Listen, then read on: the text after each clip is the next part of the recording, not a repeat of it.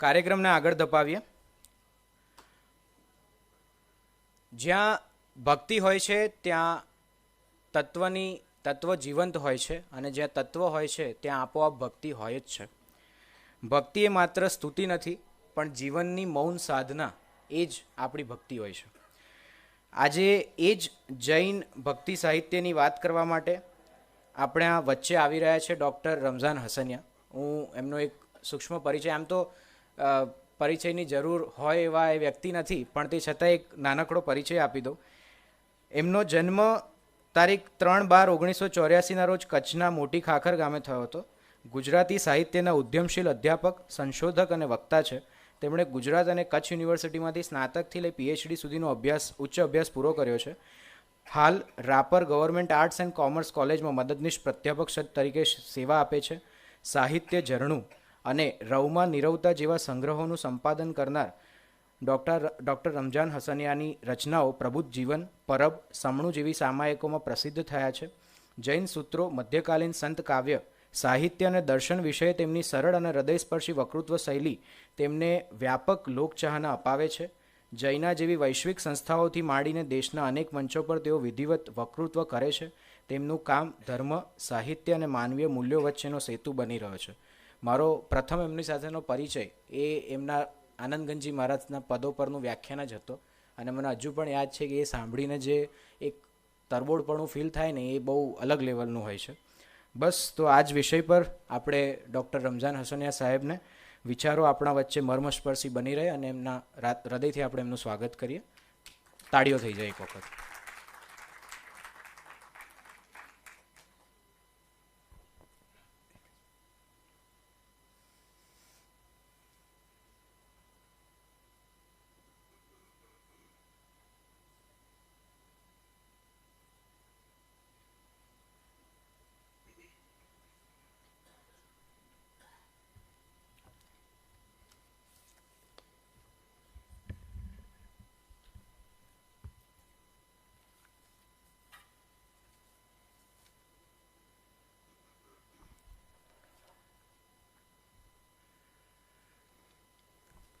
આટલા બધા ગંભીર વ્યાખ્યાનો પછી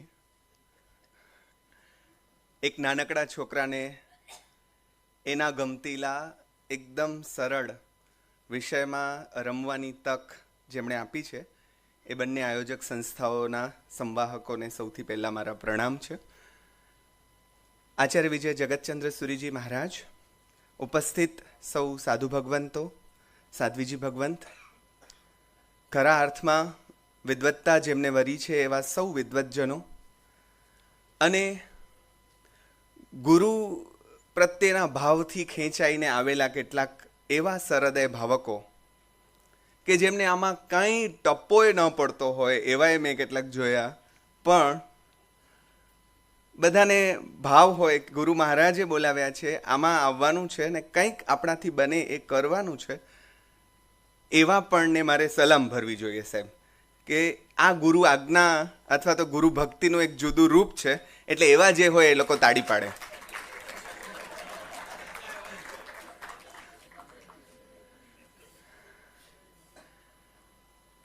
હું 2 દિવસથી અહીંયા રખડ્યા કરું છું.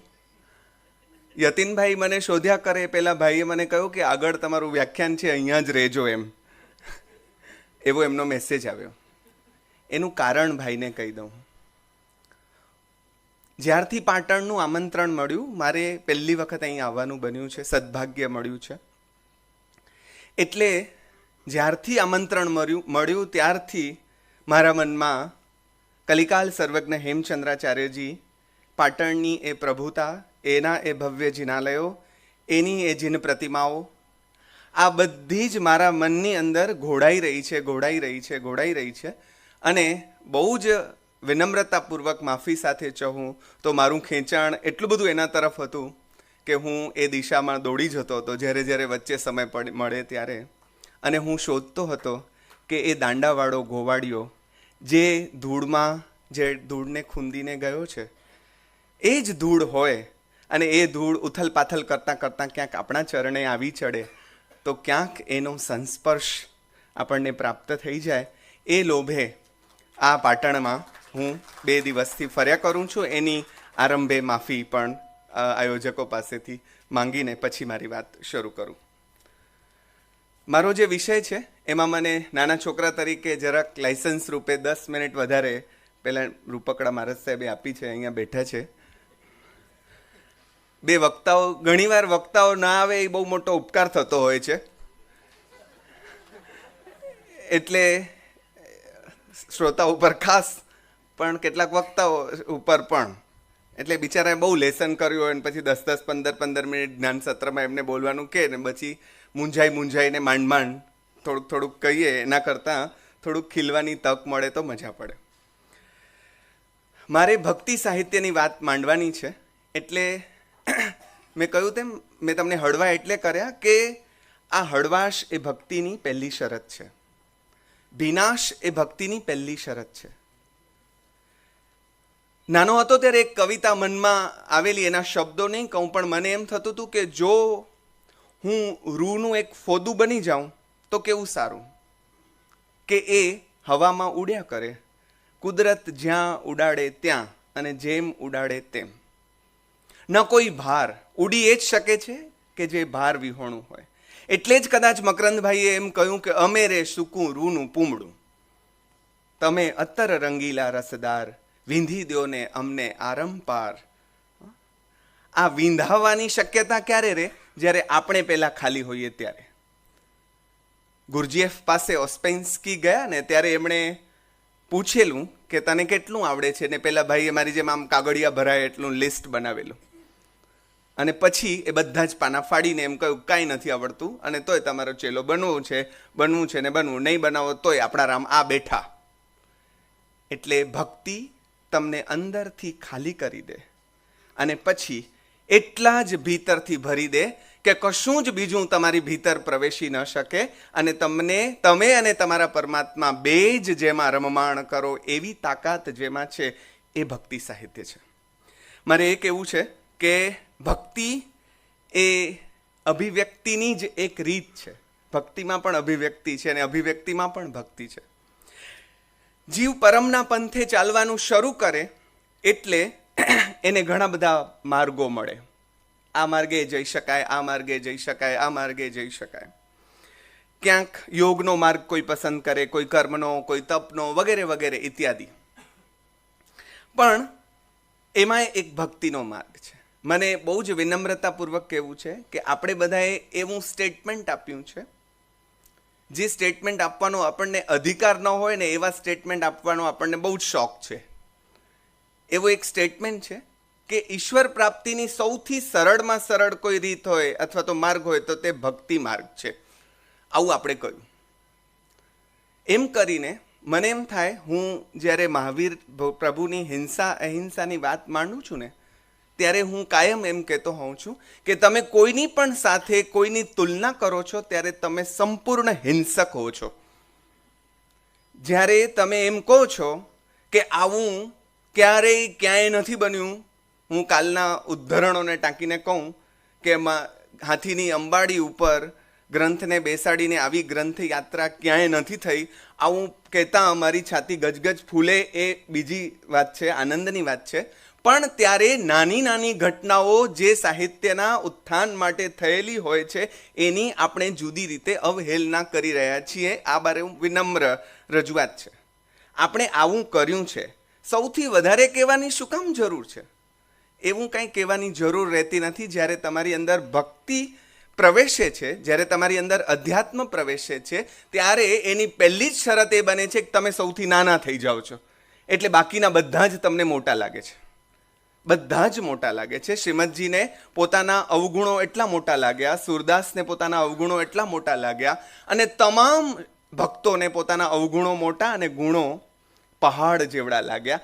એ જોવામાંથી જે ઊંચો નહીં આવે તો પછી પોતાની મહત્તા સ્થાપિત કરવાનો એને ક્યાંથી અવકાશ રહે? એટલે આપણે આમ જો કહીશું કે ભક્તિ એ સરળ છે તો કદાચ આપણે એની અવહેલના કરી રહ્યા છીએ. મારે કહેવું છે કે તપ એ વૈયક્તિક માર્ગ છે સાધનાનો, યોગ એ વૈયક્તિક માર્ગ બનશે, ભક્તિ વૈયક્તિક માર્ગ પણ છે અને સાર્વજનિક માર્ગ પણ છે. ભક્ત છે એ પોતે ચાલે છે એ માર્ગ ઉપર, અને એવી રીતે ચાલે છે. અમારા બેન, હું અધ્યાત્મ કવિતા વિશે પીએચડી કરતો સાહેબજી, ત્યારે એમ કહેતા કે ભક્તના લક્ષણો, શ્રીમદ ભગવદ્ ગીતામાં તો સ્થિતપ્રજ્ઞના લક્ષણો પૂછ્યા છે અર્જુને. સમાધિમાં સ્થિતપ્રજ્ઞ જાણવો કેમ કેશવ, બોલે ફરે રહે કેમ મુનિ જે સિર બુદ્ધિનો. અને પછી ભગવાને જવાબ આપ્યા છે. પણ અમારા ગુરુ દર્શનાબેન અમને એમ કે, મારા ગુરુ પરમ પૂજ્ય મહોપાધ્યાય શ્રી ભુવનચંદ્રજી મહારાજ સાહેબ અમને એમ કે અધ્યાત્મ તો દેખાઈ આવે, અધ્યાત્મ અનુભવાય. પોલીસવાળો તમને ખબર પડે ને એની કડકાઈથી. હમણાં અહીંયા વીસી સાહેબ આવે તો ખબર પડી જાય ને આપણને, દબદબો પડે થાય. એમ અમારા બધાની એન્ટ્રી વખતે એવો દબદબો નહીં થાય. તેમ ભક્તનો પ્રવેશ એની અનુભૂતિ કરાવે. રામકૃષ્ણ પાસે કશું જ ન હોય અને છતાં રામકૃષ્ણનું હોવું જ ઘણું બધું હોય. રમણ મહર્ષિ પાસે કાંઈ ન હોય, એની માં એના માટે પાપડ બનાવવા માટે લોટ માગી આવે ને એમ થાય કે જરાક ગમતું મારા છોકરાને ખવડાવું, અને એની માને એમ કે માં, ગમતું ખાવું તો ભગત નહીં કહેવાવું મારી માડી, જે મળે એ ખાય એને ભગત કહેવાય. આજે તું મને પાપડ ખવડાવીશ તો કાલે પછી મારા પ્રિય બીજું કંઈક બનાવડાવીશ. આ ભક્તિના માર્ગમાં મારી માં આ નહીં ચાલે. તું પાપડ બનાવ, તું ખાજે, હું પાપડનું ભજન બનાવું. અને એણે પાપડનું ભજન બનાવ્યું. ગઈકાલે જ મારા હાથમાં એ આવ્યું, એ પાપડનું ભજન. આ ભક્તો છે જે કશું જ નથી, એક નાનકડી લંગોટ છે. અમારો પ્રહલાદ એમ કહે છે કે ભક્ત કેવો હોય, અવધૂત કેવો હોય. આપણે આનંદગંજી મહારાજને આગળ અવધૂત એવું વિશેષણ લગાડીએ છીએ. એ કહે છે, એક લંગોટી એક ભંભોટી, હાથમાં છે એક તારો, એક હરિનું નામ છે હોઠે, ગાનનો એક ફુવારો. આટલું હોય એની પાસે, એનો અસબાબ હોય તો આટલો છે. એક લંગોટી એક ભંભોટી, હાથમાં છે એક તારો, એક હરિનું નામ છે હોઠે, ગાનનો એક ફુવારો. આટલું મળી ગયું ને પછી કશું જોઈતું નથી. જેમ કૃષ્ણ મળે પછી નરસિંહને શિવ એમ કે બોલ શું જોઈએ છે, તો કે શું જોઈએ તમે મળ્યા પછી? તમને વલ્લભ હોય એવું કંઈ આપવું હોય તો આપો, તમને જે વલ્લભ હોય જે દુર્લભ આપો તે મુજને દયા આણી રે. એમ નરસિંહ માંગે અને પસંદગીની કલામાં ખાટી જાય. મારે કહેવું એ છે કે ભક્તો પસંદગીની કલામાં એવા ખાટી ગયા કે એ લોકોએ ભગવાનને જ માગી લીધો. એટલે જ્ઞાનેશ્વરે તો એમ કહ્યું કે આટલો મોટો ઈશ્વર મારા આટલા નાનકડા હૃદયમાં આવી ગયો ને તોય જગ્યા વધી. બોલો કંઈ કેવું છે? જેણે ભગવાનને હૃદયમાં કેદ કરી લીધા. કોઈ અમારા ગુજરાતી કવિ એમ કીધું, કીકીમાં કેદ કરી લીધા મેં કાનજીને, કીકીમાં કેદ કરી લીધા. એણે કીકીમાં કેદ કરી લીધા અને ઓલાએ કીકીમાં કેદ કરવાનું પસંદ કર્યું. આ ભક્તિની અભિવ્યક્તિ પણ અને ભક્તિની તાકાત પણ આ બધાને સ્પર્શે એવો માર્ગ, પોતે ચાલે અને બીજાને ચલાવે. આપણે જેમ અરિહંતોની વંદના પહેલી એટલે કરીએ છીએ કે પોતે પામ્યા અને બીજાને પમાડ્યું. સિદ્ધ ભગવંતોનું સ્વકલ્યાણની યાત્રા થઈ. આ સ્વ અને સાથે પર કલ્યાણની યાત્રાના સાધક બન્યા. એ જ રીતે ભક્તો સ્વકલ્યાણની સાથોસાથ પર કલ્યાણના યાત્રિકો બને છે અને એટલે એમનો ઉપકાર આપણા ઉપર સવિશેષ છે. ભક્તિનો માર્ગ આર્દ્રતાનો માર્ગ છે. ભક્તિ ભીનાશ આપણને આપે છે. અને મને કહેવા દો બહુ જ વિનમ્ર ભાવે કે જો ભીનાશ ન હોય તો આગળની ખેતી કરવી કેવી રીતે? હૃદય જો આર્દ્ર નહીં હોય તો બીજું બધું શુષ્ક જ્ઞાન આપણને પંડિતાઈ આપી શકે. એટલે આપણા કવિઓએ કહ્યું, પોથી પડ જગમુઓ પંડિત ભયો ન કોઈ, ઢાઈ આખર પ્રેમ કે પઢેસો પંડિત હોય. મને એમ થાય આટલા બધા જણા કહી ગયા, હવે એના ઉપર નવા રિસર્ચ કરવાની કંઈ જરૂર છે? આપણે માની લો ને આ બધા બહુ સમજૂતીપૂર્વક કહી ગયેલા છે. હવે આના ઉપર તમારે કંઈ નવું રિસર્ચ કરવું હોય તો કરો. પણ જેમને આરાધ્ય માન્યા, જેમનો માર્ગ લીધો, એમના માટે સ્વાભાવિક રીતે અહોભાવ થાય ને થાય. આ ભાઈ અહીંયા કેમ બેઠેલા છે? એ તો આમ સંચાલક વટ પડાવે, આ ખુરશી ઉપર બેસી જાય, પણ એમને અહોભાવ છે પોતાના સાધુ ભગવંતો પ્રત્યે, ગુરુજનો પ્રત્યે. અને અહોભાવ તમને નમ્રતા આપે છે, અહોભાવ તમને ઝુકાવી દે છે, અહોભાવ તમારી અંદર એક જુદા પ્રકારની કુમાશ અર્પે છે અને એ કુમાશ તમારું ઘડતર કરે છે, વિદ્વત્તા કરતાં પણ મોટું ઘડતર. એટલે આ અહોભાવ, એ અહોભાવ અંતરમાંથી છલકાઈ જાય ત્યારે ભક્તિ કવિતાનું રૂપ ધારણ કરે. એટલે ભક્તિ કવિતા એ કશું જ નથી, પરમ પ્રત્યેનો અહોભાવ અને એ ગાગર છલકાઈ અને આપણને મળ્યું, એટલે મૂળ ગાગર તો ભરેલી છે એ આપણને મળી નથી. એટલે હું ઘણીવાર કહેતો હોઉં અને અહીંયા પણ કહું કે આપણને જે ભક્તિ સાહિત્ય મળ્યું છે એ ભક્તિ સાહિત્ય તો આ ભરેલી ગાગર ચાલતા ચાલતા જે જરાક છલકાણી એના છાંટણા રૂપે જે મળ્યું તે, બાકી તો ગુંગે ગરી સરકરા જેવી આ બધાની જે સ્થિતિ છે એ સ્થિતિ કોઈ રીતે વ્યક્ત ન થાય. એ તો અનુભવે માહે પડે તે મહાસુખ માણે, ભણે નરસૈયો ભોગી રે. એની પહેલી શરત આ છે કે અંદર પડો. તો ભક્તિ એ ભાવદશા છે. અને આ ભાવદશા મજા એ થઈ કે આ ભાવદશા શબ્દનું રૂપ લઈને આવી. આજે અમે ચૈત્યવંદન કર્યા, ગઈકાલે કર્યા, અહીંયા દર્શન કરતાં કરતાં અભયભાઈ, સેજલબેન વગેરે વગેરે મિત્રો સાથે પેલા ભાઈ પણ આવેલા.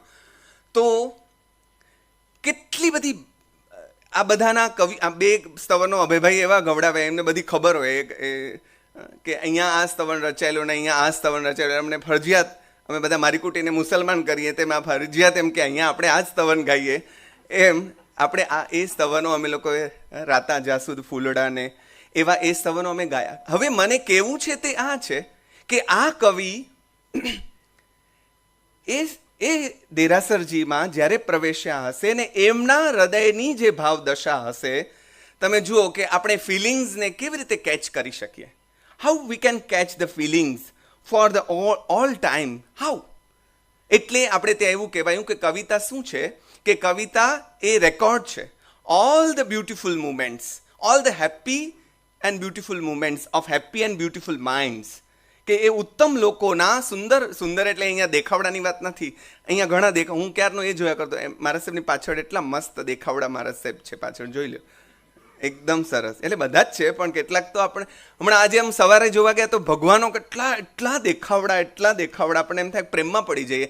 આપણે બીજા બધાના પ્રેમમાં પડ્યા, મીરા, નરસિંહ એ બધા ભગવાનના પ્રેમમાં પડ્યા. આ આપણા અને બીજા આ લોકો વચ્ચેનો જે પાયાનો ફરક છે તે આ છે.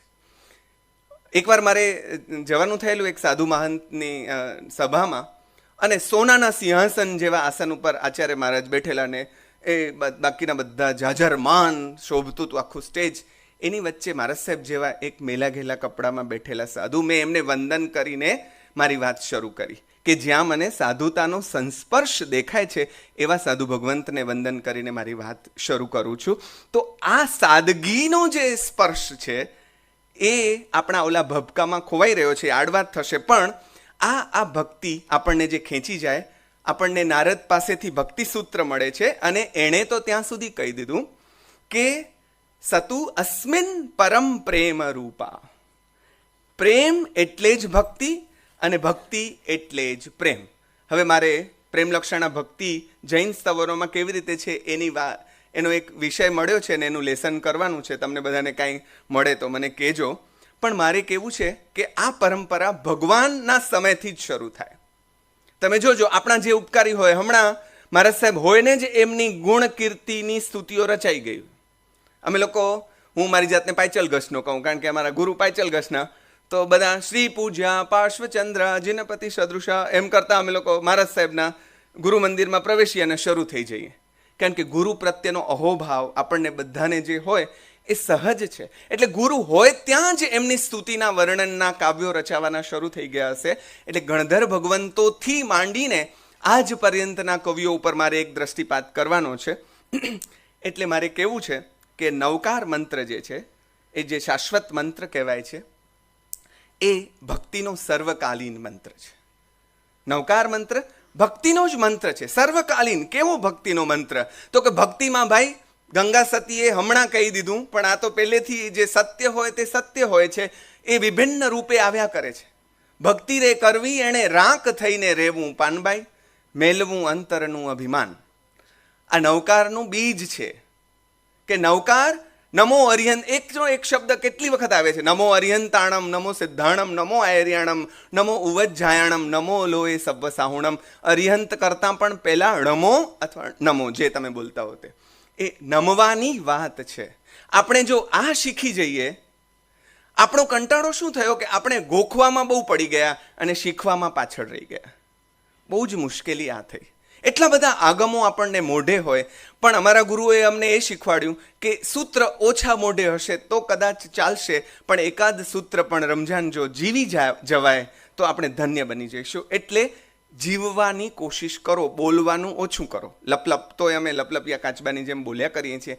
અને તમે વાર્તા સાંભળી હશે કે લપલપ કરે છે એ પડે છે, કાચબો પડે છે હેઠો, કારણ કે લપલપિયો છે. અને જે ચૂપ છે, જેની ખીચડી સીજી ગઈ છે, જ્યાં સુધી ખીચડી સીજી નથી ત્યાં સુધી ભુડુક ભુડુક થાય છે, અને સીજી જાય છે એટલે એ ચૂપ થઈ જાય છે. આશીર્વાદ તમારા બધા પાસેથી એ માગીએ કે અમે આ બધામાં ચૂપ થવાનું શરૂ કરીએ. પણ નમો અરિયંતાણમ કે એ આખો નવકાર આપણને જે શીખવી જાય છે એ ભક્તિનો, નમ્રતાનો પાઠ શીખવી જાય છે. મુશ્કેલી એ છે કે અલ્લાહુ અકબર હું બોલું છું રોજ, પણ એના પછીનો જે એનો અર્થ છે કે અલ્લાહ અકબર છે એટલે કે મોટો છે, તો એનો બીજો અર્થ એ છે કે રમજાન તું છોટો છે, જે અધ્યાહાર છે, કહેવાયું નથી. કવિતા એને કહેવાય કે જેમાં બધું કહેવાય નહીં, તમારે સમજી લેવાનું, ન સમજો તો ઘરે જાઓ, ગોદડા ઓઢીને સૂઈ જાઓ. એમાં કવિતાને તમારી ગરજ નથી, તમને ગરજ હોય તો કવિતા પાસે આવો. એનામાં આપણને ગરજ છે. એટલે અલ્લાહુ અકબરના આ મંત્રમાં આ ગર્ભિત છે. અલ્લાહને તો ખબર જ છે કે મોટો છે, એને ખબર જ છે. તું શું કામ બોલે છે? એટલા માટે બોલે છે કે તને યાદ આવે કે એ મોટો છે ને તું નાનો છે. તો નમો અરિયંતને ખબર જ છે કે એ મોટા છે, અને એને નમસ્કાર કરવાના હોય. એને નમસ્કાર કરો કે નહીં કરો એમને કોઈ ફરક નથી પડતો. એટલે ભક્તિ એ ભગવાનને રીઝવવા માટે નથી. જૈન ધર્મની આ ભક્તિની વિશેષતાઓ જો પાડવા બેસીએ જુદી, તો ઈષ્ટને રીઝવવા માટે નથી. આમ તો કોઈ પણ ભક્તિ એ ઈશ્વરની સ્તુતિ ભલે હોય, પણ એ આત્મકલ્યાણ અર્થે છે. તારી અંદર કામ કરવાનું શરૂ કરવાનું છે, અને એની શરૂઆત નમો અરિયંતાણંદથી કરે. તો ગણધર ભગવાન તો ભગવાન હોય ત્યારે જ લોગસ્સ રચી દે. 24 ભગવાનોની કેવી સરસ સ્તુતિ. લોગસ્સ ઉજ્જોય ગરે ધમ્મા તિથે રે જેણે અરેહંતે કે તૈસમ 24 કેવલી ઉષભમજ્યમ ચ વંદે સંભવમ અભિનંદનમ ચ સુમૈન ચ પૌમપહમ સુપાસમ જીણમ ચ ચંદપહમ વંદે સુવેન ચ પુફ્ફદંતમ સિયલ સિજ્જન સુપૂજ્યં ચ વિમલમણંતમ ચ જીણમ ધમ્મમ સંતિમ ચ વંદામિ કુંથુમ અરમ ચ મલ્લિમ વંદે મુનિસુવેમ નમિજીણં ચ વંદામિ રિઠ્ઠનેમિમ પાસમતઃ વર્ધમાણં ચ. 24 ભગવાનના નામ છે. આમાં શું વટ પડ્યો? કાંઈ વટ નથી પડ્યો. 24 ભગવાનના પણ મારા ભાઈ એવાના નામ છે કે જે નામ સાર્થક કરીને ગયા છે. એટલે અત્યારે તમે ગાંધીજી બોલો એટલે આખી યાત્રા તમારી એમને મોહનદાસથી મહાત્મા સુધીની આખી યાત્રા દેખાય. તેમ તમે આદિનાથ પ્રભુથી, ઋષભદેવથી માંડીને પ્રભુ મહાવીર વર્ધમાન સુધીનું નિત્ય વધતા રહ્યા એટલે વર્ધમાન કહેવાયા. નિત્ય વધતા રહ્યા. આપણે વર્ધમાનના શિષ્યો તરીકે પોતાને જો કહેવાતા હોઈએ, જૈન કહેવાતા હોઈએ પોતાની જાતને, તો મારે પ્રશ્ન પૂછવો હોય મને પણ અને આપણને સૌને કે આપણે ગઈકાલે હતા એના કરતાં આજે કેટલા વધ્યા, તો આપણે સાચા વર્ધમાનના શિષ્ય કહેવાઈએ. અને આ ભક્તિ આપણને તો ફળી કહેવાય, ખાલી ગુણગાન કરવાથી નહીં. આ લોકોના નામ એટલે લઈએ છીએ કે એ નયસારથી વર્ધમાન સુધીની યાત્રા કરી એમણે. ઓમે નહીં, આ કાંઈ ઉપરથી અવતરિત થયેલા ભગવાન નથી.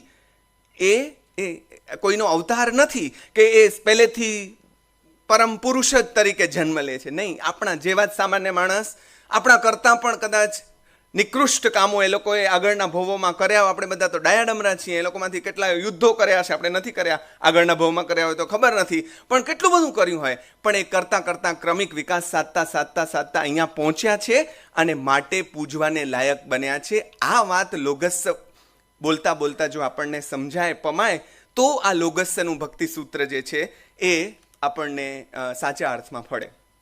પણ મને એની એક પંક્તિ બહુ જ ગમે છે કે પછી પેલા નામ લીધા પણ પછી એમ કહ્યું કે આ ભગવાન કેવા છે, તો કે ચંદેસો નિમ્મલયરા આઈચ્છે સ્વયં પયાસેરા સાગરવર ગંભીરા સિદ્ધા સિદ્ધિમ મમ દિશન. તો આ અલંકાર મારો બહુ પ્રિય અલંકાર છે, વ્યતિરેક અલંકાર છે. મીઠા મધુ ને મીઠા મેહુલા રેલોલ, એથી મીઠી તે મોરી માતરે જનનીની જોડ સખી નહીં જડે રેલોલ. એ કેમ કહીએ છીએ કે બધું બરાબર પણ માની બાજુમાં કાંઈ નહીં, એના માટે આપણે પેલા મીઠા મધુ બધું કહીએ. એટલે ચંદેસુ નિમ્મલયરા આઈ છે. તમારી પાસે શીતળમાં શીતળ કોણ છે? તો કે ચંદ્ર. તો મારા ભગવાન એના કરતાં પણ શીતળ છે.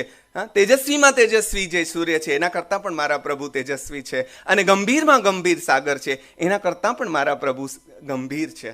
અને આવા પ્રભુ મને મળે. આગળ વાત હું જરાક છલાંગ લગાડતો જાઉં. જયવીરાય સૂત્ર કેવું અદ્ભુત સૂત્ર છે. 13 ઉત્તમોત્તમ પ્રાર્થનાઓ છે. એનું પ્રાકૃત નામ પણિહાણ સૂત્તમ. એટલે પ્રણિધાન સૂત્ર છે. એ સંકલ્પો છે. સાધક જ્યારે યાત્રામાં આગળ વધી રહ્યો છે ત્યારે એને શું શું જોઈશે? તો કે ભવ્ય નિવેયો, મગાણું સારિયા, એઠફલ સિદ્ધિ, લોક વિરુદ્ધ ચાવો, ગુરુજન પુઆ, પરથ કરણમ ચ, સુહગુરુ જોગો, તવ્યાણ સેવણા, અભવ મખંડા, વારી જય જૈવી નિયાણ, બંધણ વીરાય, તહવી મમોજ સેવા, ભવે ભવે તુમ ચરણાણમ, દુઃખ ખો કમ્મ ખો, સમાહી મરણમ ચ બોહિલા ભવ, સંપત જૌમયમ તુવર્ણા પ્રણામ કરણેનમ, સર્વ મંગલ માંગલ્યમ સર્વ કલ્યાણ કારણમ, પ્રધાનમ સર્વ ધર્માણામ, જૈનમ જયતિ શાસન. આ 13 પ્રાર્થનાઓ કેવી અદ્ભુત! પહેલી જ પ્રાર્થનાનો છેદ ઉડાડી દે એવી છે. ભવ નિર્વેદ માગ્યો, માગીને માગ્યું શું? તો કે મને ઉદાસીનતા આપો. લ્યો, બધી જ માગણીઓનો છેદ ઉડી જાય એવી પ્રાર્થના. મારે કહેવું એ છે કે જબ કોઈ નહીં આતા મેરે દાદા આતે હૈ, એ જૈન ભક્તિ નથી. માફ કરજો. મેરે દુઃખ કે દિનો મેં વો, અરે કામ આવે તો ભગવાન, ના આવે તો નહીં. કામ આવે તો ભગવાન, બાકી ના આવે તો નહીં. અત્યારે તો આપણે એવા સમયમાં જીવીએ છીએ કે જે સમયમાં જૈનોનો ડંકો વાગે છે વિશ્વમાં. એવામાં કામ આવે એવા ભગવાનની જરૂર નથી. અરે મધ્યકાળના સંતો હું આગળ લેવાનો છું. એવા સંતો કે જ્યારે ચમત્કારિક ભગવાનની જરૂર હતી, બહુ આશા પૂરે એવા ભગવાનની જરૂર હતી, કામ કરે એવા ભગવાનની જરૂર હતી, બચાવે એવા ભગવાનની જરૂર હતી. તે સમયે આનંદગંજી મહારાજે એમ ગાયું, કોઈ કહે લીલા રે અલખ અલખ તણી રે, લખ પૂરે મન આશ, કપટ રહિત ને લીલા નવી ઘટે રે, લીલા દોષ વિલાસ. તે સમયે, અત્યારે તો we are in a very comfortable zone. આપણો દબદબો છે જૈનોનો, તો વટ પડે છે ચારે તરફ. એની વચ્ચે આપણે જો અત્યારે આપણા દેરાસરોની બહાર એવું પાટિયું લગાડીએ કે અત્યંત ચમત્કારિક પાર્શ્વનાથ ભગવાનના દર્શન કરીને પાવન થાવ, તો મને બહુ જ નમ્રતાપૂર્વક કહેવું છે કે જરાક વિચાર માગવાનો સમય હવે પાકી ગયો છે. આપણા વિતરાગપણાને જ્યાં ઠેસ પહોંચતી હોય એવી ક્ષણે જાગૃત થવાની જરૂર છે આપણે બધાએ. અને આપણે આનામાં આંખ ઊંચી નહીં કરીએ તો કોણ કરશે? એટલે હું તો એક નાનો નિશાળ્યો છું, તો પણ હું દરેક જગ્યાએ આ કહેતો ફરું છું. પણ એમાં જે પ્રાર્થના કરી ભગવાનને, ભવે ભવે તુમ ચરણાણ. કેમ આ કર્યું? કારણ કે બીજી પરંપરાઓમાં એમ કે ભગવાન હમણાં કૃપા કરશે તો મુક્તિ થઈ જશે એવી વાત છે. જૈન પરંપરામાં ભગવાનની કૃપાને એવી રીતે ક્યાંય સ્થાન નથી. એટલે એમણે શું કહ્યું કે ભગવાન please, I request you. What is my request? ભવે ભવે તુમ ચરણાણમ, ભવો ભવ તુમ ચરણોની સેવા, હું તો માંગુ છું દેવાદી દેવા. શું કામ માંગે છે? કારણ કે એને ખબર છે કે આ એક ભવમાં પતે એવી વાર્તા છે નહીં. આ છે ને છેતરામણું સત્ય છે કે ભગવાન કૃપા કરે ને કલ્યાણ થઈ જાય. મારે કહેવું છે કે જૈન દર્શન બહુ જ સ્પષ્ટ છે, બહુ જ તાર્કિક છે અને બહુ જ લોજિકલી તમને કહે છે કે ભાઈ કોઈ કૃપા થવાની નથી, તારે એકડો ગૂંટવાનો જ. એટલે ભક્ત કહે છે હા ભલે હું ગૂંટીશ, પણ તું ભેગો રહેજે બાપા, તારી ભલાઈ હું કર્યા કરીશ. પણ ભવો ભવ તુમ ચરણોની સેવા, હું તો માંગુ છું દેવાદી દેવા. હા, આટલું કરી શકે, આટલું તો કરીશ. હા કે હા એ કરીશ. હા, બાકી હું તને ખભે ઉપાડીને મૂકી આવું. અત્યારે તો આપણે સંકિત પણ વાસ્યક્ષેપમાં આપી દઈએ છીએ. એવો સમય આવી ગયો છે. હા, એટલે એવા સમયે બહુ જ વિચિત્ર સમયમાં આપણે જીવીએ છીએ. પણ ઉવસગરમ સ્તોત્રની વાત મારે કરવી છે. એવું સ્તોત્ર કે જેને આપણે ચમત્કારિક સ્તોત્રની ગણનામાં મૂકી દીધું. મારા વડીલો, મારા ભાઈઓ, હું એક અનધિકૃત ચેષ્ટાની માફી પહેલાં માંગવાનો હતો પણ ભૂલાઈ ગયો એટલે પછી માગી લઉં કે આ બધા મહાત્માઓની વચ્ચે આ દોડડા પણ દોડવાની મારી કોઈ તાકાત પણ નથી અને મારું ગજુ પણ નથી, છતાં પણ હું દોડી રહ્યો છું. એટલે એની પહેલાં માફી માગી લઉં. ઉવસગરમ સ્તોત્ર કેવું સ્તોત્ર છે? પાર્શ્વનાથ ભગવાનનું એવું સ્તોત્ર કે જે પઠો એટલે આજે પણ અમારા વડીલો પાણીમાં આંગળી મૂકીને ઉવસગ્રમના આટલા જાપ કરે ને પછી પીએ. શ્રદ્ધાને કાંઈ વાંધો નથી, ભલે પીએ. પણ તમે જો ઉવસગ્રમને આટલા જ સ્તોત્ર તરીકે, ચમત્કારિક સ્તોત્ર તરીકે જો ગણીને બાજુ પર મૂકી દેતા હો તો મારે વિનમ્ર ભાવે કહેવું છે. એક જગ્યાએ મારે બોલવા જવાનું હતું અને વાપીમાં એ વ્યાખ્યાન સવારે હું એમના ઘરે ઉતર્યો તો એ બેન કે ભા, અમારા કચ્છી બેન હતા, એ કે ભા ઉવસગ્રમમાંથી એડો કોચ મળે ભા ઉવસગ્રમજી માળા ગની ગને. એટલે મેં બેન તા હું બીજી ટ્રેન પકડું છું હમણાં અહીંયાથી. એટલે એમના મનમાં એમ હતું કે ઉવસગરમના તમામ ચમત્કારોની તું કથા કર. મને ખબર જ નથી, એક પણ ચમત્કારની કથા મને ખબર નથી, પણ મને એની અંદર જે ભીતર જે ભગવાનનું નામ આટલું પ્રભાવશાળી હોય, એ ભગવાન કેવો પ્રભાવશાળી હોય, એના નામ માત્રથી જો આ થતું હોય, એનું ખાલી હજી તો રટણ કરો ને આમ થાય, તો એ પોતે કેવો હશે, એવા તો આપણે એમાં અભિભૂત થઈ જઈએ. એટલે જૈન દર્શનમાં દુઃખ મિટાડવાની વાત નથી.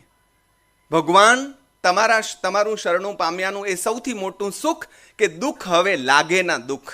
જો દુઃખ મિટાડવાની વાત કરીએ તો આપણે કર્મની થિયરી ઉપર ચોકડી મારી દઈએ છીએ અને ભગવાનને કર્તા બનાવી દઈએ છીએ. એવું નથી. કર્તૃત્વ આવતું હોય તો એ જુદી રીતે આવે છે. એના શાસ્ત્રો કહે છે કે ઝાડ ઈચ્છે નહીં તો એની છાયામાં બેસનારને છાંયડો મળે. બરાબર છે એ બધી વાત, પણ પેલા સામાન્ય ભાવકને ખબર નથી. એ તો એમ જ માને છે કે જેમ ફિલ્મો બતાવે એમ પાર્શ્વનાથ ભગવાનના હાથમાંથી આમ કિરણ આવ્યા હશે અને આ ભાઈનું કલ્યાણ થઈ ગયું હશે. એવું નથી થયું, ફોર યોર કાઇન્ડ ઇન્ફોર્મેશન. અને એવું જ ભક્તામર, એવું જ ભક્તામર, ભક્તામર અપ્રણત, કેવું સરસ સ્તોત્ર, ભક્તિનું અદ્ભુત સ્તોત્ર. મારા સદનસીબ થયા કે આ બધા મુંબઈ જૈન યુવક સંઘથી માંડીને 2013માં એ લોકોએ મને લોગસ વિશે કામ સોંપ્યું, અને પછી જય વીરાય ને ઉવસગ્રમ ને નમોથુણમ ને વગેરે વગેરે વગેરે નવકારથી માંડીને બધા જ સૂત્રો અને સ્તોત્રો જે આપણા પ્રચલિત છે, બધા તો નહીં કહેવાય, એ પણ અતિશયોક્તિ કહેવાય, પણ પ્રચલિત મોટાભાગના સૂત્રો વિશે મારે લેસન કરવાનું આવ્યું. અને મારા ગુરુ મહારાજ પાસે બેઠો ત્યારે ખબર પડી કે આમાં તો આવું છે, કેવી મજાના સ્તોત્રો છે. એટલે આ બધા વિશે વાત અધૂરી છોડી અને જરાક સ્તુતિ ઉપર જંપ લગાડું ને પછી થોડાક સ્તવનોની વાત કરીને મારી વાત સંકેલું. મારી એક પ્રિય સ્તુતિ. અત્યાર સુધી મને સદનસીબે એવા ગુરુ મળ્યા કે જેમણે મને નવકાર શીખવાડવાની પણ તસ્દી નહીં લીધી.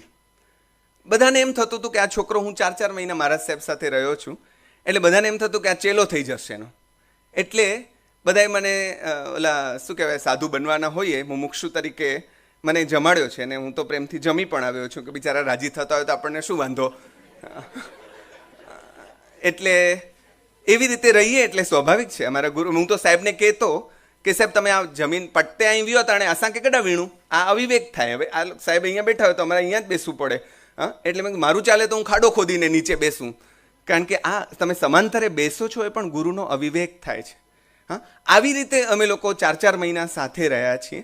ત્યારે સાહેબે મને એક વખત મેં કહ્યું કે સાહેબ જરાક હેકડો તો કંઈક દ્યો પક્કો કાયલા, અને મને એમણે એક સ્તુતિ પાકી કરવા આપેલી. એ સ્તુતિનું ગાન હું કરી દઉં, કારણ કે આવડે એવી 2-3 જ છે. તો ન કોપો ન લોભો ન માનમ ન માયા ન હાસ્યમ ન લાસ્યમ ન ગીતમ ન કાંતા ન ચાપત્ય શત્રુ ન મિત્રમ કલત્રમ ત્વમેકમ પ્રપદ્યે જીનમ દેવ દે. બહુ બીજા ઢાળમાં બહુ લયમાં ગાઈ શકાય, પણ સમય ઓછો હોય ત્યારે બીજા ટૂંકા ઢાળ પણ અમે લોકો રાખીએ કે ઝડપથી ગાઈ શકે.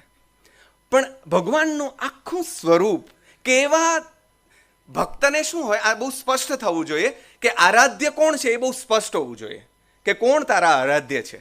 ન કોપો ન લોભો ન માનમ ન માયા ન હાસ્યમ ન લાસ્યમ ન ગીતમ ન કાંતા ન ચાપત્ય શત્રુ ન મિત્રમ કલત્રમ ત્વમેકમ પ્રપદ્યે જીનમ દેવ. એવો છો ને માટે તને પગે લાગું છું. Please note. એવો ન હોત તો તને ન લાગત. તને તું કોપિત નથી થતો, તું આમ નહીં તેમ નહીં તેમ નહીં, માટે હું તને પગે લાગું છું. તું પૂજવા લાયક કેમ છો? આપણે ભગવાન મહાવીર સ્વામીને પૂજવા માટે આપણા છોકરાને કહીએ છીએ, પણ શું કામ પૂજવા જોઈએ? દેવચંદ્રજી મહારાજ સાહેબે કહ્યું છે, સ્વામી ગુણ ઓળખી સ્વામીને જે ભજે દર્શન શુદ્ધતા તેહ પામે. એમ આપણે આપણા છોકરાઓને એમ કહ્યું કે તારે મહાવીરને શું કામ? Why you have to worship Mahavir? Why you have to? કારણ કે વાણિયાનો દીકરો થયો તો પછી ક્યાં બીજે થોડી જવાય માતાજીમાં, એટલે આપણે અહીંયા એમ નહીં.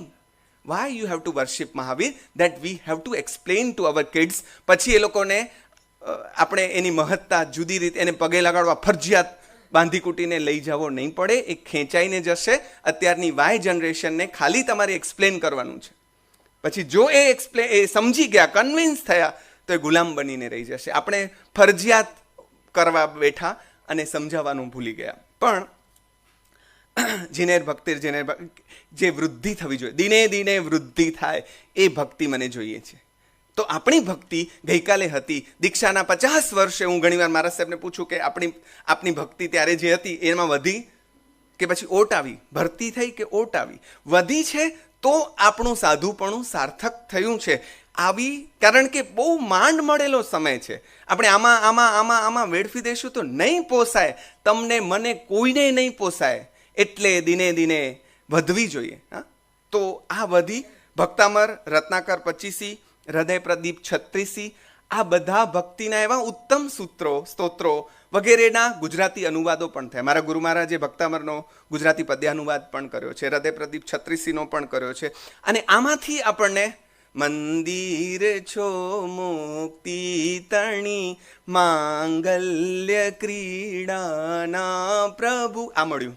હા, કેવું સરસ અદ્ભુત. આપણને એમ થાય કે આ ગાતા જઈએ અને એમાં તરબોળ થતા જઈએ. ભક્તિ તમને જે કરે તે તરબોળ કરી દે. હા, એ ડૂબાડી દે તમને. અને ડૂબવાની મજા તો ડૂબે એને ખબર પડે. એટલે એ દરિયાકાંઠે આમ બેસીને જોયા કરે કે આહા હા કેવો સરસ દરિયો, કેવો સરસ દરિયો. એ દરિયાના છીપલા બહુ તો વીણીને એના હાથમાં લઈને આમ રમાડ્યા કરે. એને નહીં સમજાય. એને સમજવા માટે અંદર ડૂબકી લગાડવી પડે. એટલે અરહંતો ભગવંત ઇન્દ્ર મહિતા, કેવું સરસ. મને તો એમ થાય કે આ નવકારનું કેવું કાવ્યાત્મક, નવકાર કવિતા જ છે, પણ નવકારનું કેવું મીઠડું રૂપ છે આ. અરહંતો ભગવંત ઇન્દ્ર મહિતા સિદ્ધાશ્ચ સિદ્ધે સ્થિતા આચાર્ય જિન શાસનોન્નતિ કરા પૂજ્યા ઉપાધ્યાયકા શ્રી સિદ્ધાંત સુપાઠકા મુનિવરા રત્નત્રયારાધકા પંચૈતે પરમેષ્ઠિનઃ પ્રતિદિનમ કુર્વન્તુ વો મંગલમ. આપણે આમ ગાઈએ ને રોમાંચ જગાડે એનું નામ ભક્તિ. અંદર આપણા રૂવાણા ઊભા થઈ જાય. આજે પણ અમે સ્તવન ગાતા હતા દાસ્ય ભક્તિનું, તો આમ રૂવાણા ઊભા થઈ જાય. હું થોડા સ્તવનો લઈ લઉં, થોડો સમય જે મને બચ્યો છે, મળ્યો છે એમાં. એટલે ભક્તિની જે અભિવ્યક્તિ છે એ પ્રભુ કાલીન સમયથી, રામ કેટલું બચ્યું છે? હા, ભક્તિ એ ભાવની આરાધના, એવી આરાધના છે. પણ જૈનોની ભક્તિ ઘણી બધી રીતે જુદી પડે છે. એ જુદી એટલે પડે છે કારણ કે અહીંયા જે ઈષ્ટ છે એ ઈષ્ટ કોઈ કૃપા કરી દેશે અને કામ થઈ જશે એવી વાત નથી. એમણે કૃપા ઓલરેડી કરી દીધી છે. કઈ કૃપા કરી દીધી છે? તો કે ભગવાને માર્ગ આપ્યો, એ જ મોટામાં મોટી કૃપા. એમણે પ્રતિબોધ્યો, આખો માર્ગ પ્રતિબોધિત કરીને તને આપી દીધો મારા ભાઈ, મોટામાં મોટી કૃપા. એમાં ક્યાંય હર્ડલ આવશે, ક્યાં અડચણ આવશે, 14 ગુણસ્થાનક આપી દીધા. ક્યાંથી લપસવાની જગ્યા આવશે ત્યાં તારે સાવધાન રહેવાનું છે, એ પણ કહી દીધું. બધું જ કહી દીધું, કશું બાકી નહીં રાખ્યું. હવે શું રહ્યું? એટલે મને એમ થાય કે એમણે જે અનુગ્રહ કરવાનો હતો તે કરી જ દીધો છે. આ કેવો બાપ, પોતાની મિલકત બધી આપી જ દીધી, પછી તો એનો જય જયકાર કરવાનો જ હોય ને. કાંઈ બાકી નહીં. તું સેવા કરે એટલે આપણે ત્યાં કેટલાક મા બાપો એવા રાખે છે વિલમાં એવું કે જે સેવા કરશે એને આ 4 બંગડી, 2 ફ્લેટ, ફલાણું ઢીકણું પૂછણું આવું. શરતી ભક્તિ ક્યારે શરતી ન હોય. એની શરૂઆત પહેલા ભગવાને કરી કે બિન શરતી તમને બધું આપી દીધું. કશું ને આપણી કોઈ 1% લાયકાત નહીં હોય, તેમ છતાં એમણે આપણને બધું આપી દીધું. હવે આપણે એને લાયક બનવાનું છે. અને એ લાયક બનવા માટે આપણને જે માર્ગ એક મળ્યો તે ભક્તિનો માર્ગ છે, જે આપણને એને લાયક બનાવવા માટે આગળ લઈ જશે. તો કેટલી બધી એમાં ભગવાનના ગુણગાન છે. હા, શું શું છે એમાં? તો કે પ્રભુ મળ્યાનો આનંદ છે, દીનતાનું નિવેદન છે, પાપોનું પ્રાયશ્ચિત છે. આવું બધું જૈન ભક્તિ કવિતામાં તમને દેખાશે. એટલે કેટલા બધા સ્વરૂપે આપણને મળી. પ્રભાતિયા સ્વરૂપે, સ્તવન સ્વરૂપે, વિશી, ચોવીસી, ધોળ, ધવલ, ફાગુ, રાસ, ઊંડી, આ બધા જ ભક્તિના જ જુદા જુદા સ્વરૂપો છે. આપણને સ્તવનો ઉપર કેન્દ્રિત થવું છે, પણ આ બધા. અને ચોવીસીઓ કેટલી બધી મળી. આનંદગંજી મળ્યા, યશોવિજયજી મળ્યા, ચિદાનંદજી મળ્યા. કેટલા બધા, આપણે તો આમ લાંબી યાદી કરવા જઈએ તો પાનાના પાના ભરાય. પણ મારે જે કહેવું છે એના ઉપર હવે આવી જાઉં. થોડાક ઉદાહરણો લઈને મારી વાત પૂરી કરું. કે ભગવાને મેં કહ્યું તેમ કૃપા જે કરી છે તે આ છે: ધર્મ દેવાની, ધર્મ સમજાવવાની, ધમ્મદયાણમ, ધમ્મદેશ્યાણમ, ધમ્મનાયગાણમ, ધમ્મસારેણમ, ધમ્મવર ચૌરંત ચક્કવટ્ટીણમ. આ ભગવાનની કૃપા ઓલરેડી. પોતે તર્યા છે, તિન્નાણમ તાર્યાણમ, પોતે તર્યા છે ને આપણને તાર્યા છે. એટલે એવા ભગવાન જો સામે દેખાય, યશો વિજયજીના જીવનનો આ પ્રસંગ આપણા અત્યારના યશો વિજય સુરીજીએ બહુ સરસ રીતે લખ્યો છે, ભક્તિ યોગાચાર્યજીએ આનંદગંજીના સંદર્ભમાં. મારો આ બહુ પ્રિય પ્રસંગ છે ને જ્યાં મોકો મળે ત્યાં અમે કહેતા ફરીએ છીએ. એટલે અમે લોકો પણ એમના ઓલા જે હોય ને સેલ્સમેન, એમ આ બધા ભક્ત કવિઓના સેલ્સમેન બનવાની બહુ મજા આવે છે. તો એવું કહેવાય છે કે એ પ્રકાંડ પંડિત આપણા ઉપાધ્યાય યશો વિજયજી, સરસ્વતી સ્વયં જેમને વરેલા હોય એવા યશો વિજયજી. પણ વિદવત્તા જુઓ, તમને આ ઉદાહરણો આપણી સામે છે કે પ્રકાંડ પાંડિત્ય છે, પણ જો ભક્તિની આર્દ્રતા પ્રવેશી નથી તો ત્યાં હજી કાંઈક ખૂટે છે એવું પોતાને જ ફીલ થાય છે.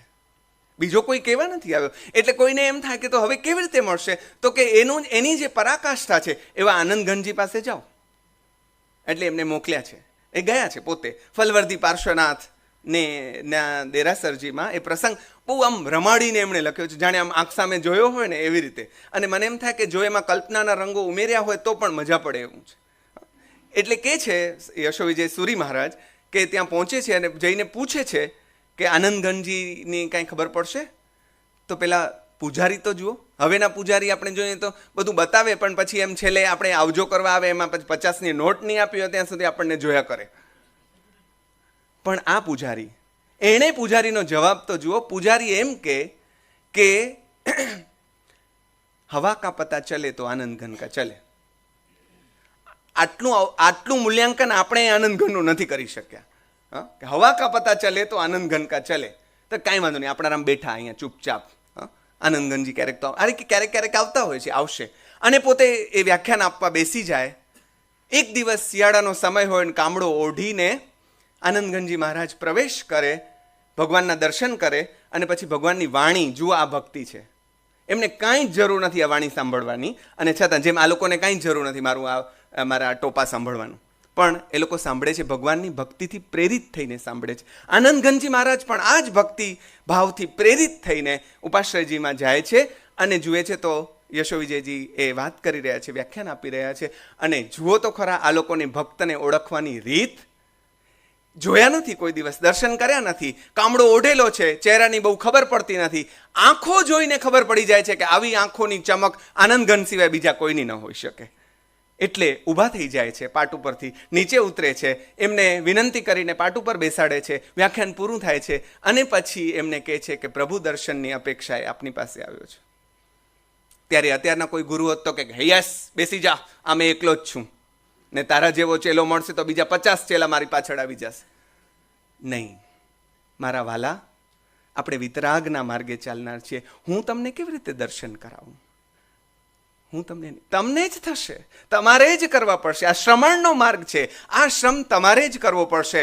પણ જુઓ તમે, સંત પરમ હિતકારી કેમ કહેવાયા? તુલસી એ જે કહ્યું કે એક ઘડી આધી મેં પુનિયાદ, તુલસી સંગત સાધુ કી કટે કોટી અપરાધ. આ માણસનો સંગ જો મળ્યો જરાક વાર હજી તો, એ સંગે શું પ્રતાપ કર્યો કે આમનું આમ જવું, અહીંયા ભગવાન તરફ જવું. અને આ તર્કથી છલોછલ છલકાતો આ જીવ, એની અંદર ભક્તિની આર્દ્રતા પ્રગટી ઉઠે.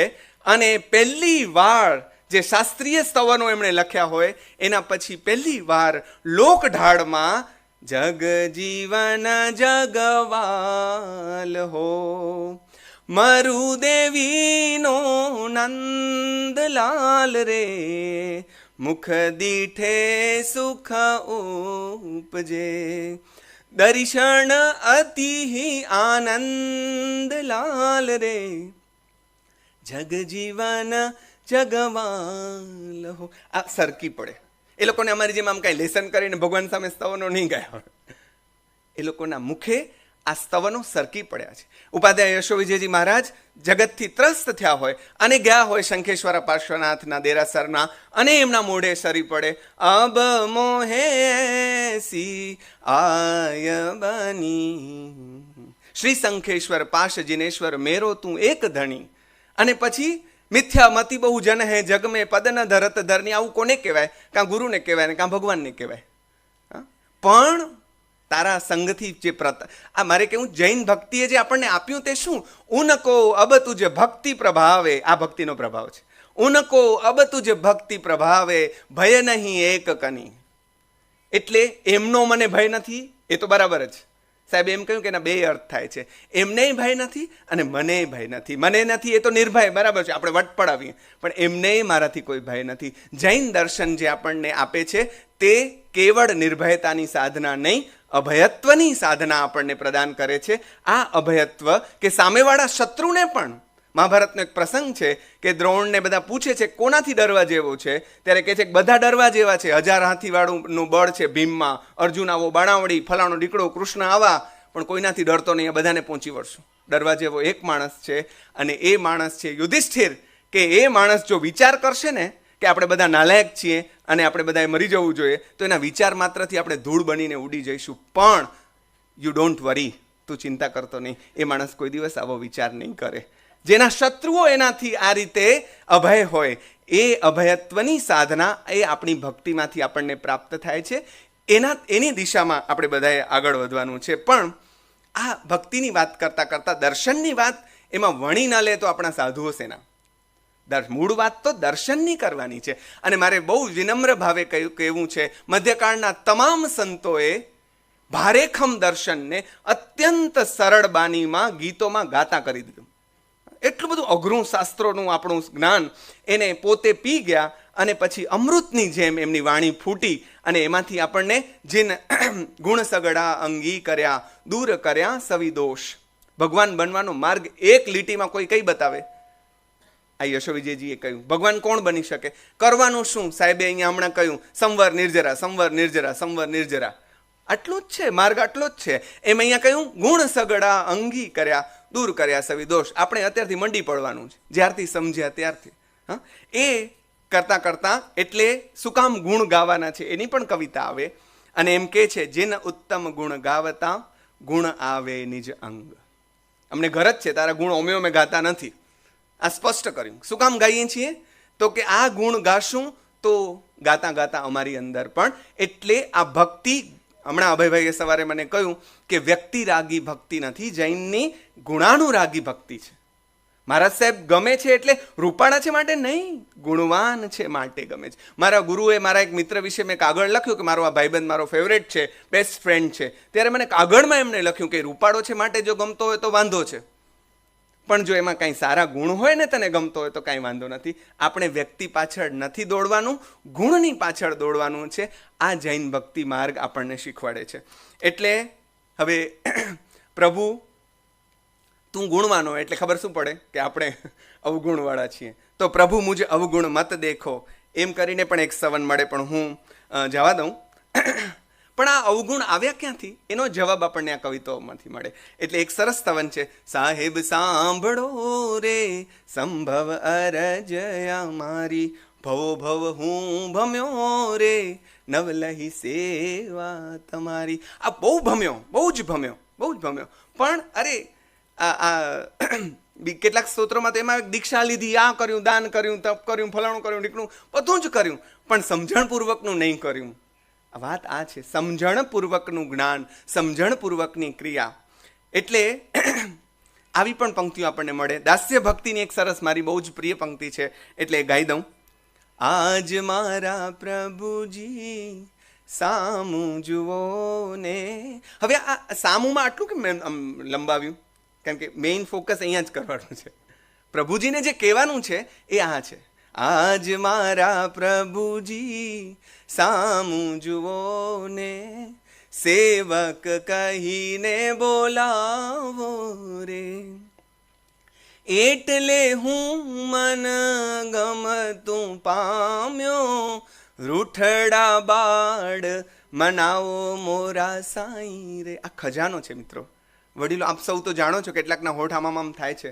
એટલે આ આપણી વિરાસત જે લુપ્ત થતી જાય છે એના તરફ પણ મારે બે હાથ જોડીને વિનમ્રતાથી કહેવું છે કે આપણા બાળકોને આમાંથી કેટલા સ્તવનો આવડે છે, એ બધાના ઢાળ કેટલા બધાને આવડે છે. હવે તો ટેકનોલોજીનો સમય છે, આ બધા જ ઢાળ આપણે કેમ કોઈ એક આપણે તો હવે ગાઈએ છીએ તો દે ધનાધનના ઢાળમાં ગાઈએ છીએ, કારણ કે આપણે તો બધાને સભાઓ ગજવવી છે. આપણે ત્યાં તો મહારાજ સાહેબને એને પરાક્રમી કહેવામાં આવે છે, પ્રતાપી કહેવામાં આવે છે, કે જે પાઠ ગજવે છે. મને બહુ જ સંકોચ સાથે કહેવું પડે છે કે આપણે ત્યાં કોઈ ચૂપચાપ સાધના કરતા સાધુને આપણે પ્રતાપી સાધુ નહીં કહીએ. એ સાધુ જૈન સાધનામાં કંઈ નથી કરતા.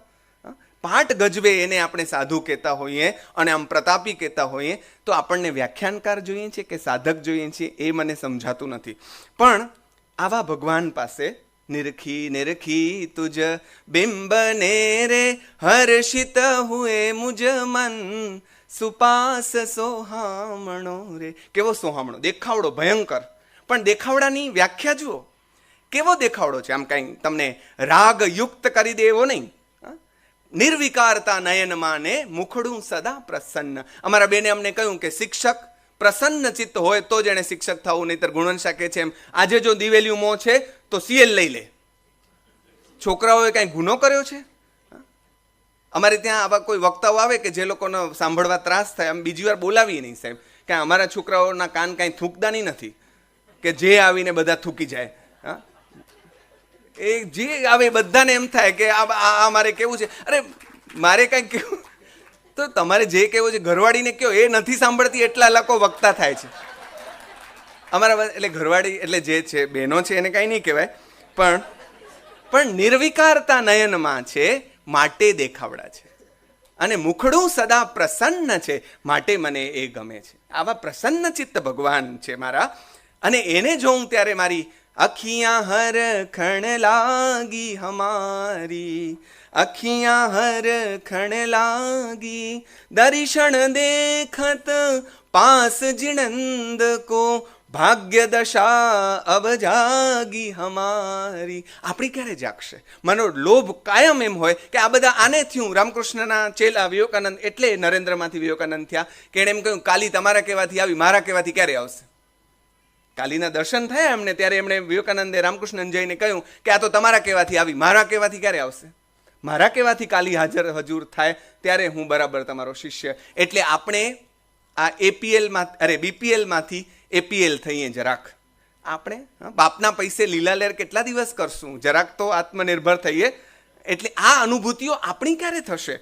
એટલે બે ચાર હજી લઈ લઉં અહીંયાથી, હજી ચિઠ્ઠી 5 મિનિટ અઘરું છે. હા, એક સરસ સ્તવન છે મારું બહુ જ પ્રિય, મારા શાંતિનાથ દાદા બહુ પ્રિય છે. આમ તો મહાવીર સ્વામી સૌથી પ્રિય છે. એવું આપણે કહીએ છીએ ત્યારે એક બાળક જીવ આપણી અંદર બેઠો છે, કે આપણા કેટલાક ફેવરેટ હોય ને, એમ આ મારા ફેવરેટ. બધી ખબર હોય બધા સરખા છે એવું અમે પાછા ભાષણમાં કહીએ, અને તોય હું એમ કહું કે આ તો મારા ફેવરેટ છે. એનું કારણ આપણું ઋણાનુબંધ હોય છે. મેં પહેલું સ્તવન શાંતિનાથ દાદાનું પાકું કરેલું એ નવા વાસના દેરાસરજીમાં ગાવા માટે. તો શાંતિ જીનેશ્વર સાચો સાહિબ, તમે ગાઈ શકો, મારા સાહેબ વટશે નહીં, રાજી થશે.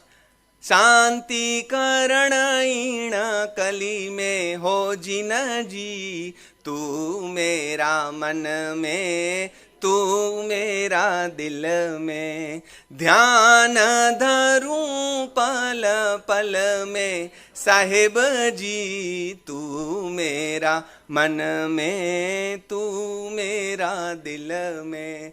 હવે જોજો એક લોચો આમાં છે. ભવમાં ગાજો જોઈએ હમણાં. ભમતા મેં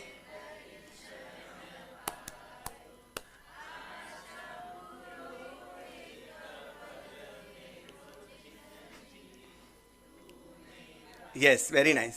ભવમાં ભમતા મેં દર્શન પાયો, અને પછી આપણને બધાને ગમતી પંક્તિ આવી ગઈ, આશ પૂરો એક પલ મેં. કેવી મજા આવે. જયવીરાયમાં પણ એમ છે, ઇઠ્ઠફલ સિદ્ધિ, એમાં બધા ભગવાનને યાદ છે ને, એમ નહીં.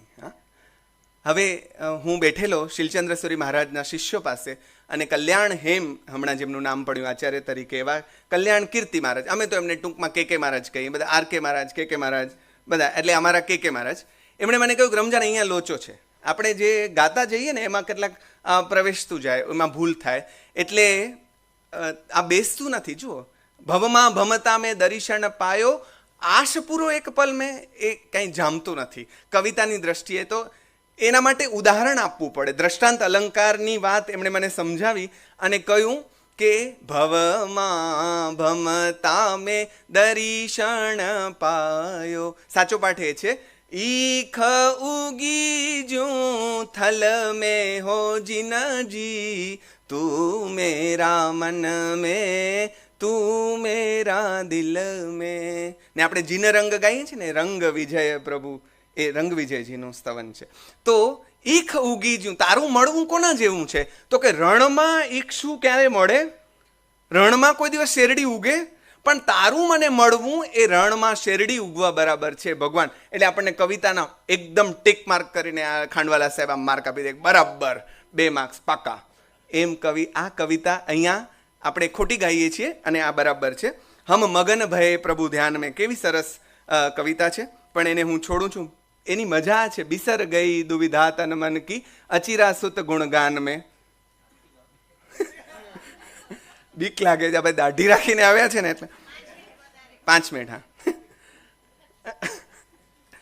હમ મગન ભય પ્રભુ ધ્યાન મેં, હમ મગન ભય પ્રભુ ધ્યાન મેં. હવે કમાલ થયો તે હવે છે, બિસર ગઈ દુવિધા તન મન કી.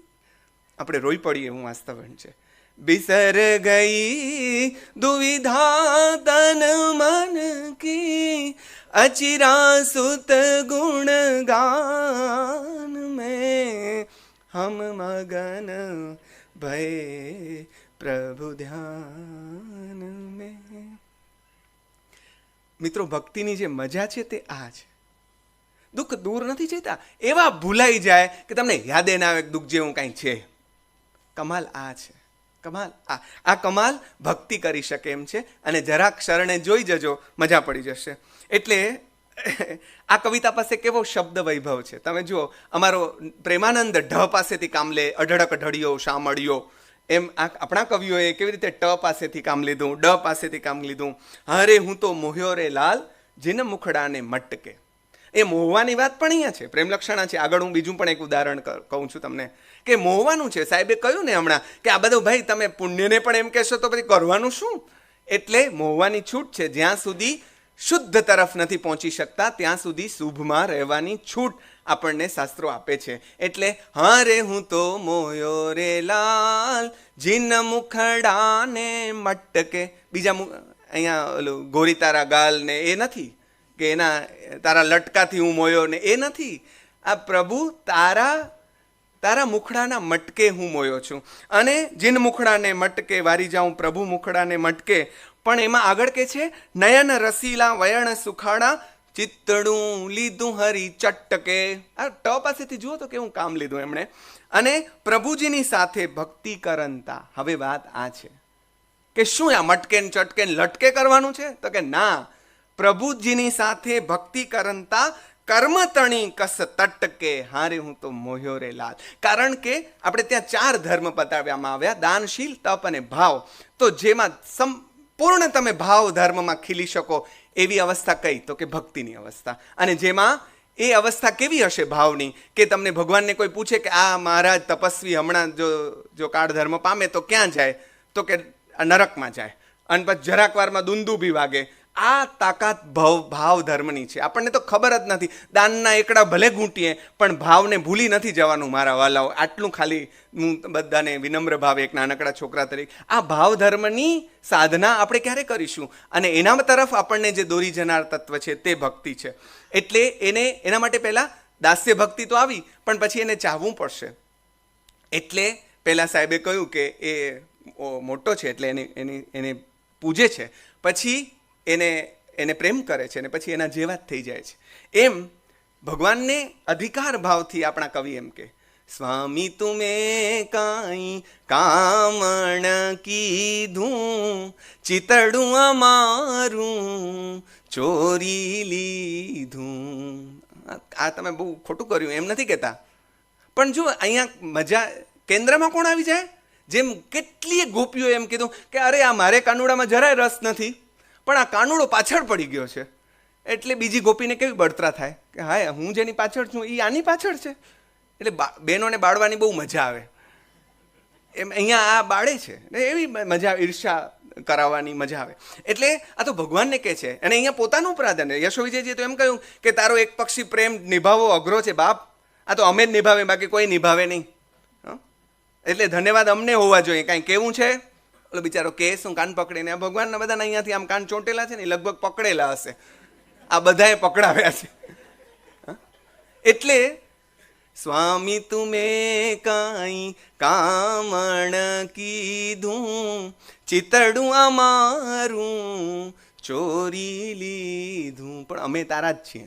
અને તને જોજે તો ખરો, અમે પણ તુમ શું કામણ કરશું, ભક્તિ ગ્રહી મન ઘરમાં ધરશું, સ્વામી વાસુ પૂજ્ય જીણંદા, મોહના વાસુ પૂજ્ય જીણંદા. હવે આ જે છે એ સ્તવન, એમાં સાહેબ હમણાં જે કહેતા હતા ને ક્લેશ દૂર કરવાની વાત, તમે જુઓ કે આ વાત કવિતામાં આવે ને આપણે ગાતા થઈ જઈએ. સાહેબ મારે આજે કેવું હતું કે પ્રાકૃતના સૂત્ર બધા જ ભૂલાઈ ગયા હશે, પણ ચૈત્યવંદન બધાને યાદ છે. કેમ યાદ છે? કારણ કે આપણે એને રૂટીનમાં લાવી દીધું.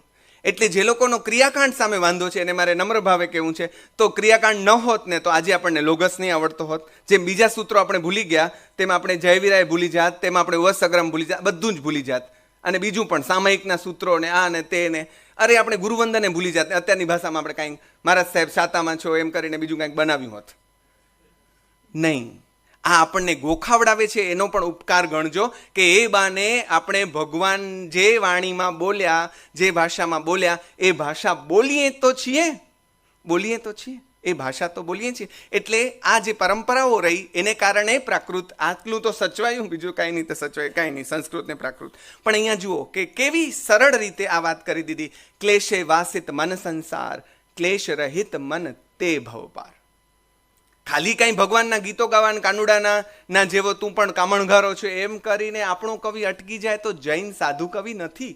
એટલે એ સંસારનું રૂપ પણ બતાવે અને સંસારથી મુક્ત થવાનો માર્ગ પણ બતાવે. એ આપણી ભક્તિ કવિતા છે, કેવળ ગુણગાન યુક્ત ભક્તિ કવિતા નથી. એટલે કે છે ક્લેશે વાસિત મન સંસાર, ક્લેશ રહિત મન તે ભવ પાર, જો વિશુદ્ધ મનઘર તુમે આવ્યા, તો અમે નવનિધિ રુદ્ધિ પાયા. છેલ્લી એક કવિતા મારી બહુ જ પ્રિય છે આનંદગંજી મહારાજની, એ કરીને પૂરી કરી દઉં હવે વાત, કારણ કે હજી પાના તો મારા પૂરા થાય એમ નથી. પણ આ બધી મજા તમે અમારા ગુરુજનોએ અમને શીખવાડ્યું કે ટોપ ઉપર હો ત્યારે છોડી દેવું. એટલે તો છેલ્લું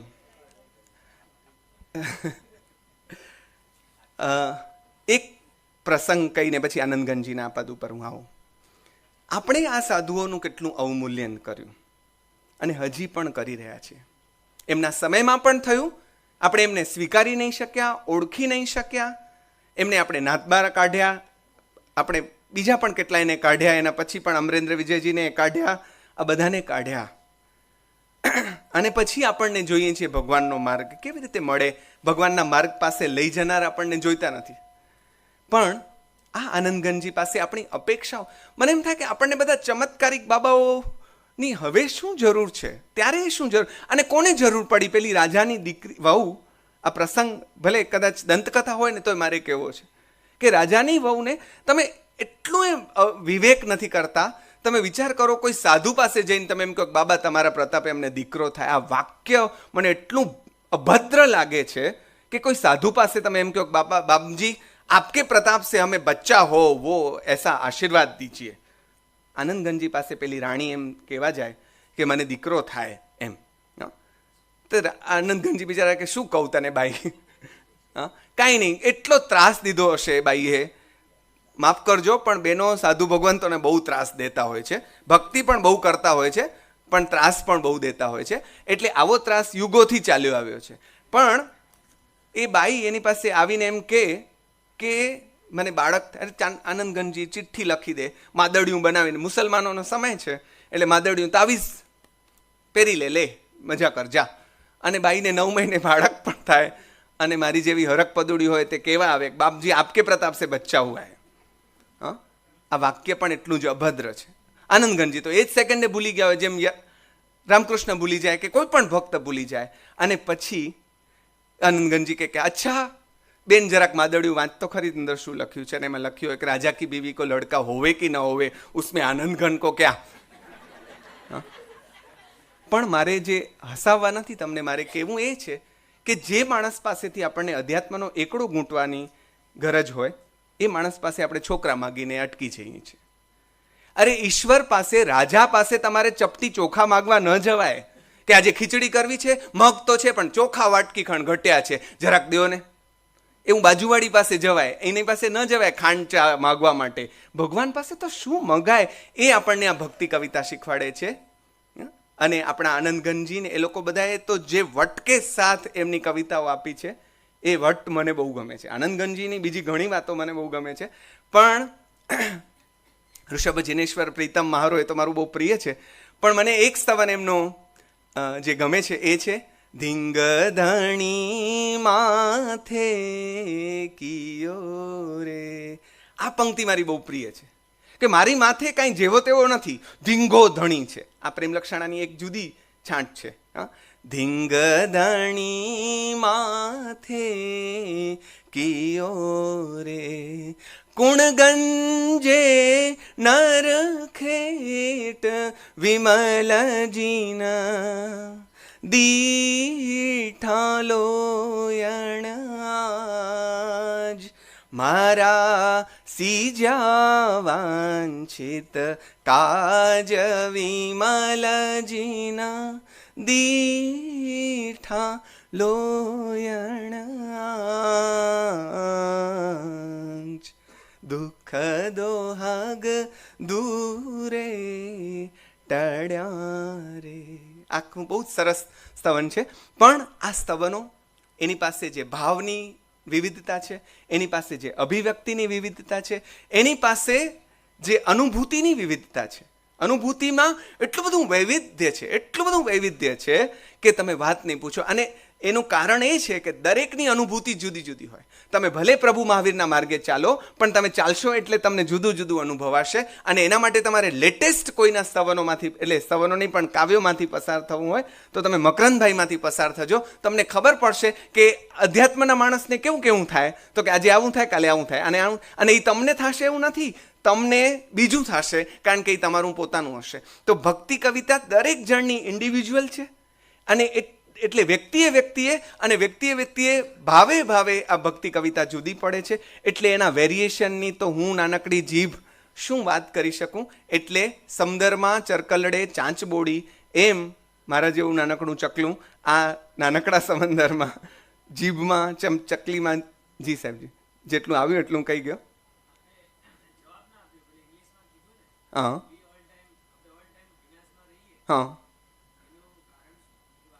ઓહ ના, પણ ભક્તિ તમને, ભક્તિની સૌથી મોટી જે પ્રાપ્તિ છે એ મેં કહ્યું તો ખરું કદાચ, પણ ટૂંકમાં કહ્યું હશે, કારણ કે મારે અહીંયા ઘોડા દોડાવવાના. અમારે ત્યાં એવું કહેવામાં આવે કે વાર્તા એટલે બંધોરડામાં ઘોડા દોડાવવાની કલા. આટલીક વાતમાં બધું પૂરું કરવાનું હોય. આ બધાના તો ભાગવત સપ્તાહ થાય તેમ આપણે કોઈ દિવસ, મારા સાહેબ, કોઈ કવિઓના સપ્તાહ નથી કર્યા. આપણે યશોવિજયજી સપ્તાહ કરવો જોઈએ, આનંદગંજી સપ્તાહ કરવો જોઈએ, દેવચંદ્રજી સપ્તાહ કરવો જોઈએ, તો આ બધા કવિઓની વાત બધા સુધી પહોંચે, એટલી બધી સરસ રીતે પહોંચે વાત. આ બધી હું તો સુદામા ચરિત્ર, હું તમારા જવાબ ઉપર પછી આવું, પણ વચ્ચે મને જે સૂઝ્યું તે કહી દઉં કે હું એકવાર સુદામા ચરિત્ર વિશે બોલવા ગયો, અને હું પોતે, એ પણ ભક્તિનું જ શાસ્ત્ર છે જુદી રીતે, અદ્ભુત કવિતા પ્રેમાનંદની. અને પછી મને એમ થયું કે જૈનોની આટલી બધી કથાઓ, કેટલી સરસ કથાઓ છે, એ બધી કથાઓ વિશે વાત થવી જોઈએ. અને અમારો એક નાનકડો ભાઈ ત્યાં અમદાવાદમાં, એક ભાઈ બિચારો એકલા, આ તમારા જેટલા શ્રોતા હોય નહીં હોય, 5 શ્રોતા હોય, 10 શ્રોતા હોય, અને અભયભાઈ બોલવા જાય, સેજલબેન બોલવા આવે, આ ખાંડવાળા સાહેબ બોલવા, બધા બોલવા જઈએ. એ માણસ એકલો, મનીષ પાઠક કરીને એક ભાઈ છે, એ ઓમ કોમ્યુનિકેશનમાં સાહેબ દર 3 વર્ષે એમણે આપણું કેવા પર્યુષણમાં સાહિત્ય પર્વ ચલાવ્યું. અને આપણા કોઈ શ્રોતાઓ ક્યાંય કાગડા ઉડતા હોય આખા હોલમાં, પણ એ માણસને જે લોભ હતો, કંઈ જૈન નથી તોય એને જે લોભ હતો એ છે કે આ બાને આ બધી કથાઓ પાછી જીવતી થાય, એની ચર્ચા થતી થાય. એટલે એક કવિ, એક સર્જક અને એની એક ઉત્તમ કૃતિ વિશે આ એક અજૈન માણસ જો આવું ચલાવતું હોય. પછી અઢીભાઈની વાડીમાં હમણાં શરૂ થયું, દર મહિને એક ઉત્તમ કવિ, સર્જક, અને એ સર્જક શીલચંદ્ર સુરી મહારાજની પ્રેરણાથી એ શરૂ. આપણી કૃતિઓ, આપણા સર્જકો, આ બધા વિશે જેટલી થાય એટલી, અરે આ લોકોને કથામાં રસ છે, બેને વાર્તાઓ કરીએ, બીજું ઘણું કહી શક્યા હોત. શું કામ? તો કે આપણે જરાક નીચે ઉતરીશું નહીં ને તો આ બધા આકાશમાં કોઈ બિચારા પહોંચશે જ નહીં. એટલે મારે ઓલો જે સૂફીઓ જે કરે છે ને એ કરવાની આપણે જરૂર છે. આપણો હાથ, આ હાથ ભલે આકાશમાં છે પણ એક હાથ નીચે રાખીએ, જેથી બીજા આપણો આ હાથ પકડીને અહીંયા સુધી પહોંચી શકે. એટલે આ બધા વડીલો અને શ્રેષ્ઠીઓ જ્યારે અહીંયા બેઠા છે, આપ જેવા આચાર્ય ભગવાન બેઠા છે, ત્યારે મારે કહેવું જોઈએ કે વધુમાં વધુ આપણી આ બધી કથાઓ જેમાં હમણાં હું એક શીલચંદ્ર સુરી મહારાજે એક વાર્તાનું સંપાદન કર્યું, તો કામકથા છે. કોઈ માની નહીં શકે કે આપણા અચલ ગચ્છના મહારાજ સાહેબની લખેલી કામકથા, અને એવી રીતે રમાડીને આ સાધુ કવિએ આ કામકથામાંથી ધીરે ધીરે કેવી રીતે નિષ્કામ થવાય એની એટલી સરસ રીતે આખી યાત્રા વર્ણવી કે આપણને મજા પડી જાય. એવી તો કેટલીય કામકથાઓ મારા મનમાં અત્યારે છે. બીજું લેશન, જૈન દર્શને આપેલી કામકથાઓ, અને જે તમને નિષ્કામ અવસ્થા સુધી લઈ જાય એવી કામકથાઓ આ જૈન દર્શને આપી. એવી વિતરાગના માર્ગે ચાલેલા કેટલા બધાની કથા વાર્તાઓ છે. અરે આ લોકોને પહેલાં વાર્તાઓ પીરસીએ, પછી એ લોકોને ધીરે ધીરે એ લોકોને રસ રુચિ ડેવલપ થાય, પછી ધીરે ધીરે એ લોકો તરફ. હું હમણાં 2 દિવસ આ ચર્ચા સત્રમાં ભાગ નથી લીધો મેં, પણ મારે એ કહેવા દો કે હું 2 દિવસ હમણાં પોરબંદર જઈ આવ્યો સાહેબજી, અને પોરબંદરમાં ભાઈશ્રીની નિશ્રામાં એક સંસ્કૃત પાઠશાળા ચાલે છે. એવી પાઠશાળા જેમાં એક પણ રૂપિયો લીધા વગર વિદ્યાર્થીને ભણાવવામાં આવે છે સંસ્કૃત, અને 8મા ધોરણથી એ પ્રવેશ કરે અને MA થઈને એ છોકરો એમાંથી બહાર નીકળે છે. અને ઋષિ કુમારો એવું સરસ એમને નામ અપાયું છે. ત્યાં આખી એવી સરસ પરંપરા છે. આપણે આટલા બધા તીર્થો બાંધીએ છીએ, એ બાંધ્યા જ કરીએ, પણ એની સાથે આવી એક પાઠશાળા આપણે ન બાંધી શકીએ કે જેમાં દેશભરમાંથી, દુનિયાભરમાંથી જેને પ્રાકૃત શીખવું છે એ લોકો આવે. ત્યાં કોઈને કોઈ વિદ્વાનોને ત્યાં બેસાડો. તમે આવા લોકો, જે લોકોને નોકરી નથી મળી એને પહેલાં બેસાડો. ખરેખર કહું છું, એ લોકોને બેસાડો. આવા વરિષ્ઠ સલોનીબેન જેવા જે નિવૃત્ત થયા છે એને બેસાડો, અને આ તપ કરતાં ત્યાં આ લોકો પ્રાકૃત ભણાવે, છોકરાઓ ભણે, એ લોકો પ્રાકૃતને જીવતા અનુભવે. મહારાજ સાહેબોને રોજ સાથે બેસે, જુએ, એ લોકોનું જીવન જુએ. અને એમ કરતાં સહવાસથી મોટું કોઈ શિક્ષણ સાહેબ ન હોઈ શકે. એટલે સહવાસનું શિક્ષણ આવી ગુરુકુળ પરંપરામાંથી આપણે આપી શકીએ. ને આપણો સમાજ એટલો તો વામણો નથી જ કે એ આવું કાંઈ ન કરી શકે. એક એવું શબ્દ તીર્થ ઊભું થાય, એક એવું શબ્દ તીર્થ ઊભું થઈ શકે જો, તો આપણે કોઈ પણ આપણા શાસ્ત્રને કે આપણી ભાષાને જીવાડવા માટે કોઈના ઓશિંગણ ન થવું પડે. શું કામ આપણને કોઈ યુનિવર્સિટીની ગરજ પડે? આપણી પોતાની યુનિવર્સિટી એવી ઊભી કરીએ કે બીજી યુનિવર્સિટીઓ એફિલિએશન માટે આપણી પાસે ગરજ ખાતી આવે કે અમને તમારામાં ગરજ છે, ચાલો અમારી સાથે જોડાઓ, કારણ કે અમારો એ વટ પડે. એમ બધાને વટ પડાવો છે, પણ પહેલાં આપણો એકડો આપણે બરાબર ઘૂંટીને બધા સામે મૂકીએ. તો આવી પ્રાર્થનાઓ સાથે ભક્તિ જે વિનાશ આપે છે, એ આર્દ્રતા આપે છે. એ આર્દ્રતા તમને બીજું કોઈ આપતું નથી. એ આર્દ્રતા તમારી અંદર જે કુમાશ આપે છે ને, ખેતી ત્યાં જ થઈ શકે છે, બીજ ત્યાં જ વાવી શકાય છે. એટલે આ સ્તવનો પાસે જવાથી આ લોકોની જે આર્દ્રતા હતી, આ લોકોની જે ભીનાશ હતી, એનો સંસ્પર્શ સાહેબ આપણને થાય છે. એટલે હું આ સ્તવનોને એ ભક્ત કવિના તે સમયના ભાવ આંદોલનોનું જ એક રૂપ સમજું છું. હું એમ સમજું છું કે જ્યારે તમે ગીતા વાંચો છો ત્યારે તમે કૃષ્ણને અડી રહ્યા છો, કારણ કે કૃષ્ણના મુખેથી બોલાયેલા આ શબ્દો છે. તેમ તમે જ્યારે કોઈ સ્તવન ગાઓ છો ત્યારે તમે એની ભાવદશાને અડો છો. અને વિચાર કરો કે આપણે કોઈ જ લાયકાત વગર 1 સેકન્ડમાં જમ્પ લગાડીને એની ભાવદશાએ પહોંચાડી દેતી હોય. આ ભક્તિ કવિતાનો મોટામાં, આપણે ત્યાં લિફ્ટ હોય છે ને, આપણે ચડવા બેસીએ તો કેટલુંક ચડી શકીએ, 25માં મળે તો કેદી પહોંચીએ, એટલે આપણે લિફ્ટનો ઉપયોગ કરીએ છીએ. ભક્તિ કવિતા આ લિફ્ટનું કામ કરે છે કે જે આપણે ખાલી બટન જ દબાવવાનું છે અને આપણને સીધા એ આસમાને પહોંચાડી દે છે, જે આસમાને આ કવિઓ બેઠા છે. આ કવિઓની આવી ભાવદશા સુધી પહોંચીએ તો સેવાનો ભાવ પણ ખરી પડશે અને આપોઆપ સેવા થઈ જશે. મારી નાના મોઢે ઘણી મોટી વાતો કરી છે, એના માટે ક્ષમા યાચના કરી આપ સૌને ફરી પ્રણામ કરીને મારી વાત અહીંયા સંકેલું છું. ખૂબ ખૂબ આભાર.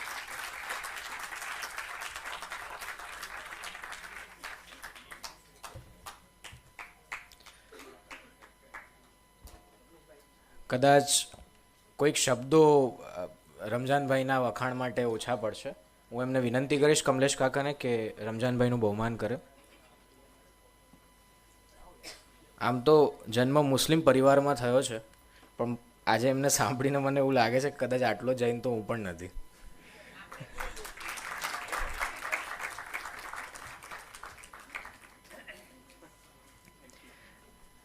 આનંદગંજી મહારાજે છે ને અનંતનાથ ભગવાનના સ્તવનમાં લખ્યું છે કે ધાર તલવારની સોહિલી દોહિલી 14માં જીનતાણી ચરણ સેવા.